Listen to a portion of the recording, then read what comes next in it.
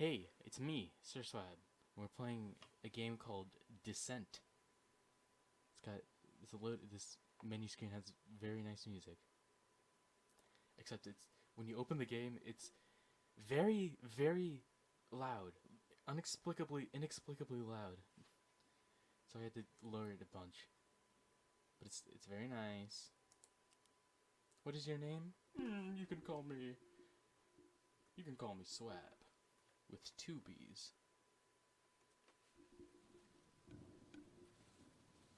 How did I end up outside of Moniker?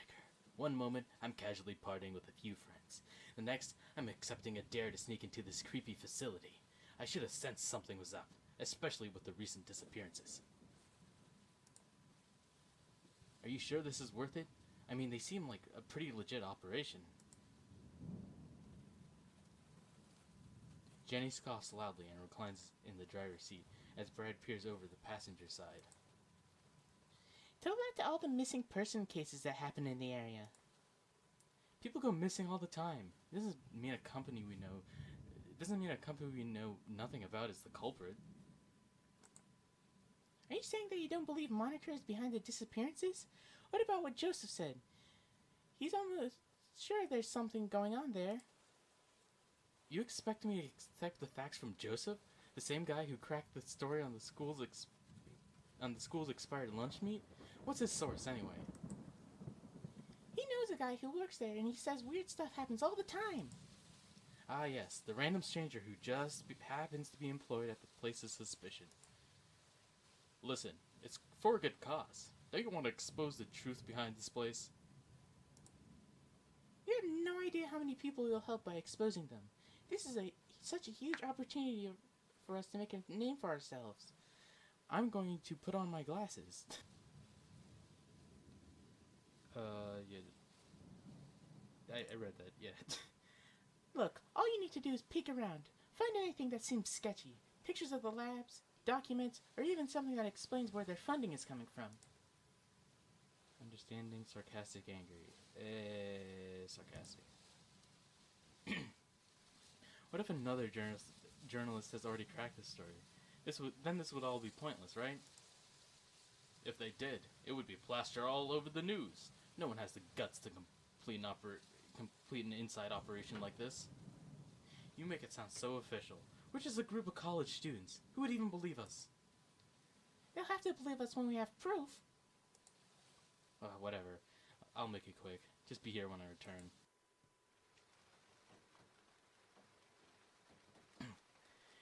You get out of the car and walk into the street. As you step onto the asphalt, your shoes sink into a puddle with a small splash. You're greeted with heavy rain falling onto your shoulders and an eerie silence.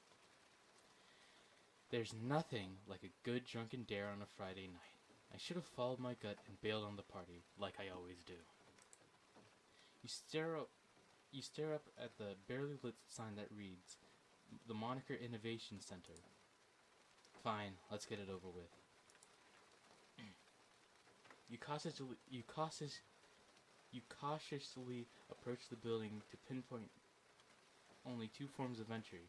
The first is the side door tucked toward the right side of the building, shrouded in darkness. The second being the main door, boasting a dimly lit entrance. Main door.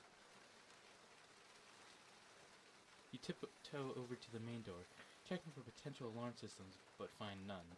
What about these cameras? There are two cameras operating on opposite sides of the door, directed towards the entrance. To avoid being seen, you keep your head tilted down and hood covering your face. One does not simply walk into Moniker, and yet here I am. After you knock on the door, a man stands from the desk from across the lobby and approaches the entrance. As he gets closer, you can see his name tag reads Jeff, as well as a patch labeled security. Jeff opens the double doors with a slight scowl on his face. Can I help you?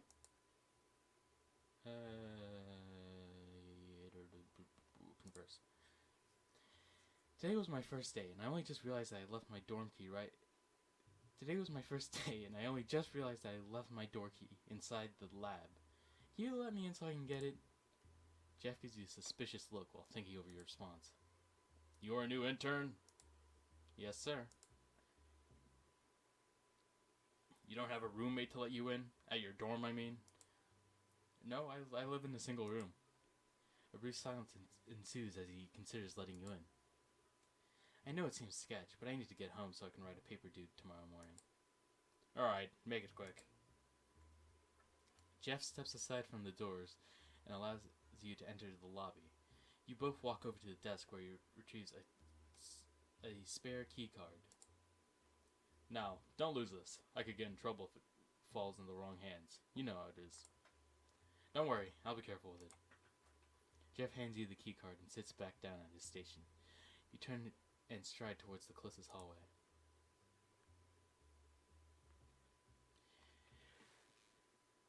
Further into the depths of Moniker, loud luminescent drones in the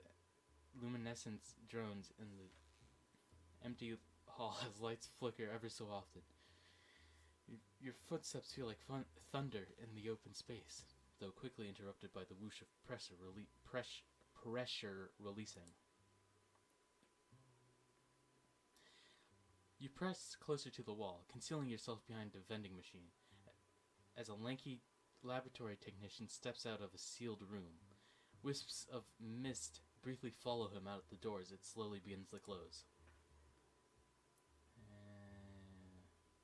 Let's talk to him. Just before the technician turns down the hall in the opposite direction, you gently call out for his attention. He turns around in surprise. An expression of apathy flips to confusion before settling on indifference. Who are you? I've never seen who are you? I've never seen you in this wing before. No ID badge either. Lie. Might as well.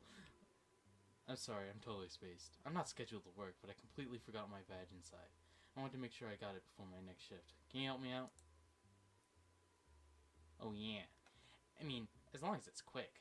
When I come back from break, you better be gone. And don't, well, you know. The technician sidesteps back towards the door, pulling his ID badge from his belt and holding it to the card reader. He lets it go and it snaps back to his waist as he swings the door wide open. He makes no further acknowledgement as he turns on his heel and heads back down the hall. You slip through the metal door just before it seals. The lab is strangely empty. Only half the lights are on, causing the slanting shadows to cross the room like prison bars. White walls, dark computer monitors, a few vials containing unknown substances, and heavy thrum of PC fans and ventilation. Everything is so sterile. You try turning on a few of the computers, but they remain dormant.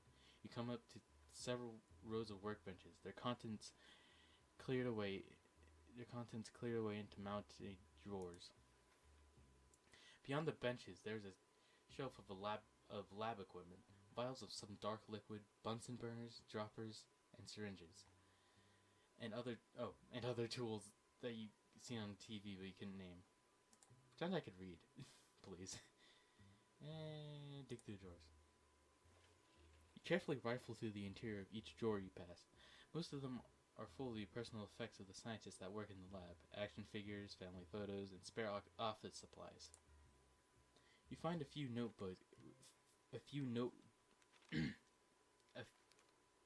that paper sound is bothering me. You find a few notebooks referring to odd chemical formulas and various animal species. Some of the scientists refer to an entity in their notes, but elaborate no further. What entity?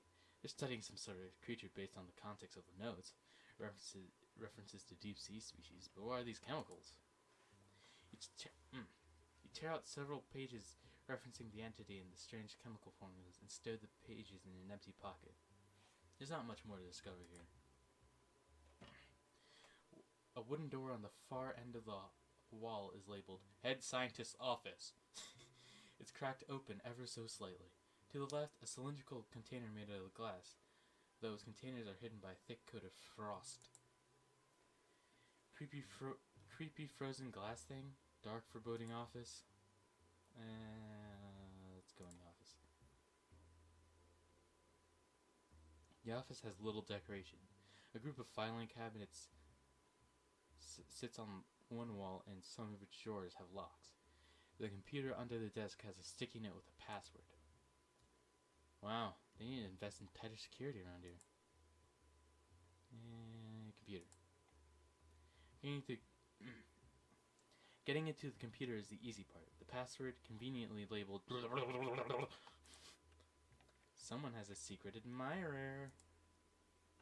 You open up the browser on the computer. You skate right past 2021 finances and 2021 timesheets, but come to a few files that look promising.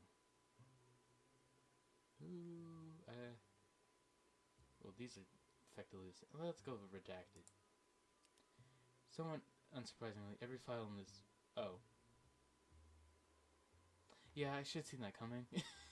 Every file in this folder is impossible to read due to the plethora of black lines covering the text. You're about to move to the next folder when a crash coming from the lab surprises you. Fearing you'll be cut, you creep back into the lab. That's not good.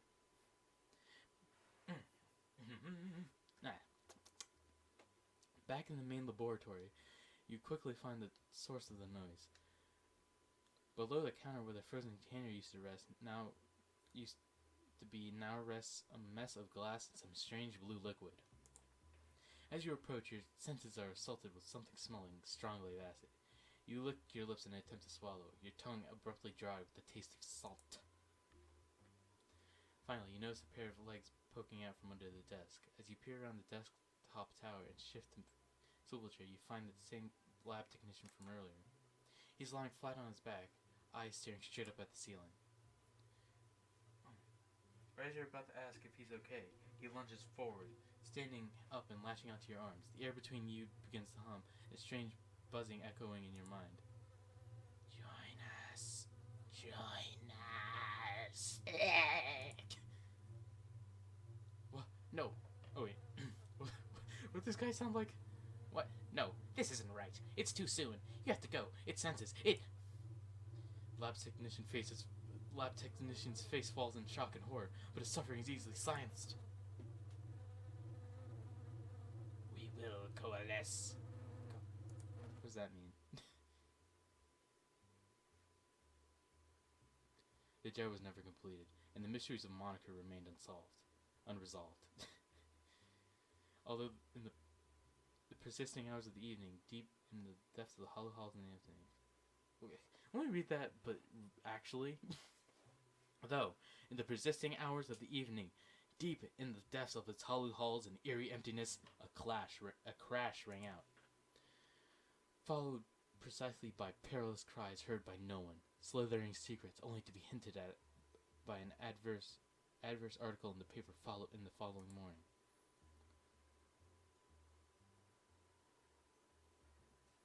Passion. Banshee Publishing. Numerous disappearances led to Moniker laboratory investigation. 2 individuals were reported missing this past weekend, both seen inside the Moniker laboratory building, the largest research facility among the corporation's vast list of assets. What? Excuse you? I wasn't done reading. Edwin, I wasn't done reading. Lauren, I wasn't done reading. Monte, I wasn't done reading. Kelly, Francis, I wasn't done. Don't think you're off the hook, Tiffany Hooker. That's a weird name. Janelle Germain or Carrie Hamilton. I didn't get to finish reading. Whatever. Is there a way to skip this? I don't care. Okay, cool. I guess that's the game. Maybe there might be a secondary ending. Let's see. Okay, let's see what happens if we use the side door this time. You sneak around to the right side of the building, making sure to survey your surroundings. The side door is well hidden and seemingly unguarded, with no obvious alarm systems. You peek up to see a camera angled directly where you are standing, and use your hood to shield your face. Well, here goes nothing. You pull your sleeve over your hand to avoid leaving behind any fingerprints, and feel water soak through your sweatshirt. The handle clicks, but the door refuses to budge. Think on your feet. You attempt to use force and aggressively yank on it. The door creaks open with little resistance. It was a pull, not a push. It seems. As you sneak into the side door, you get a good look at the hallway spread out before you. To your right is a lobby resembling something you might find in a corporate buildings or even hotels. Your eyes suddenly fall upon a man sitting at the receptionist desk. Must be the night security guard. To your left, the hallway continues further into the building, tantalizing unknown opportunities. You began your approach towards the wall behind the security guard's desk, hoping he doesn't see or hear you sneaking behind him. As you get closer to him, you can hear a small voice talking in his direction. He's wearing earbuds, listening to something. Perfect. I'll need a distraction. You start to think, but you see a lonesome keycard sitting on his desk that could be beneficial to your mission.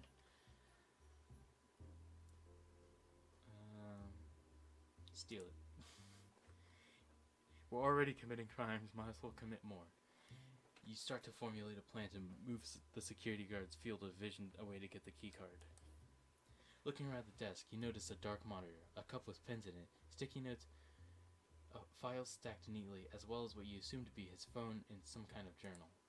Under the desk, you see a waste bin, as well as a wire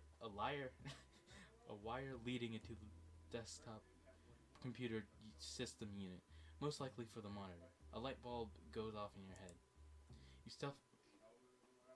You stealthily move towards the desk and reach your arm out to press the power button. Upon doing so, the lights flicker to life, and after a couple of seconds, the monitor lights up.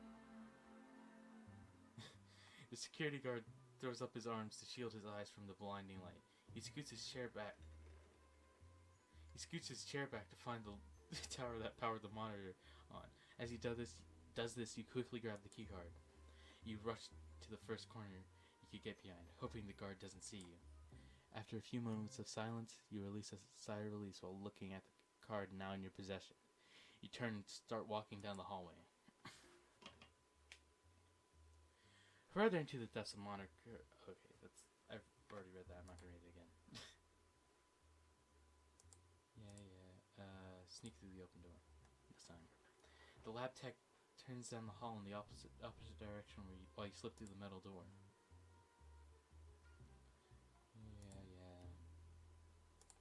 Sterile, whatever. Let's go. Let's look at the lab stuff. The lab equipment is no less a mystery up close than it is from afar. The vials are another story, though. The dark liquid bubbles from within, rising like the contents of a pop bottle. You take the vial, though you have no clue what its contents are or if it's at all dangerous. Strangely, it feels warm, and the bubbles cease to rise as you grip the tube. Next, I'll probably run into a guy with a spider on his chest. A funny reference. Shut up. Shut up. The shelf has a few other items of interest. You contemplate taking a Bunsen burner as a souvenir, but it's not really that impressive of an item. There's not much more to discover here. Door. Let's look at the glass thing. Frozen thing, whatever. Upon closer inspection, the container appears more fragile, the glass porthole emitting a threatening crackle. Oh gosh. Most bizarrely, weird animalistic noises emanate from the frozen repository.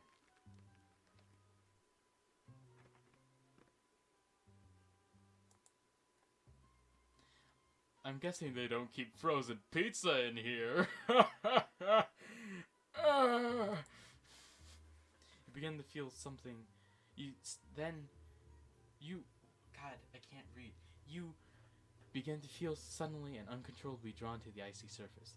The chilling mist billowing over the crystallized walls, sending a shiver down your spine. Not your thine. Your thine is not a thing. The feral sounds from inside grow louder, a fervent thrum reverberating in the room like a disturbed wasp nest or the luminescent lights above. Oh, that's not good. As if your movements aren't your own, you find your arms reaching out, the cold slipping over your fingers as they grasp the edge of the lid. The ice has created a sort of seal as you begin to grapple with the exterior. Your efforts to gain any traction, your mind begins to buzz. A certain kind of urgency bursts through your veins. Open! Open! Open! Your vision begins to darken. All you see is the container. It's smashed on the ground. A blue liquid pours over the bright white floors. The taste of salt and smell of acid assault your senses. Abruptly, a loud crash brings you back. A dream that became reality. Among the debris breathes something else. An entity beyond ordinary comprehension. The door opens as the lab tech returns to the room. His face falls in shock and horror, but any suffering is easily silenced. Oh God, no, stop! That wasn't his voice before. We will coalesce.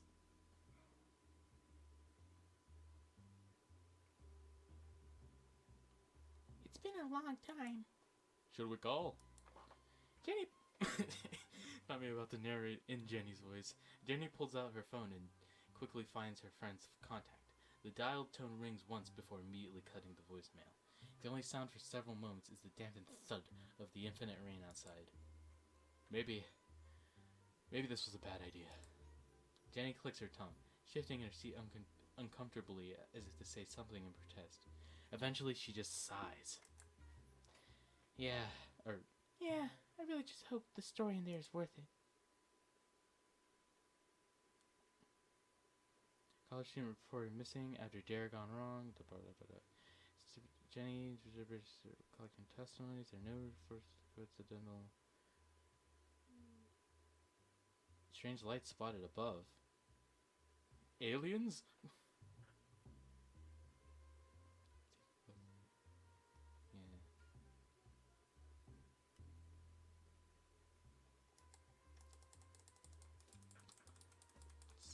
That was.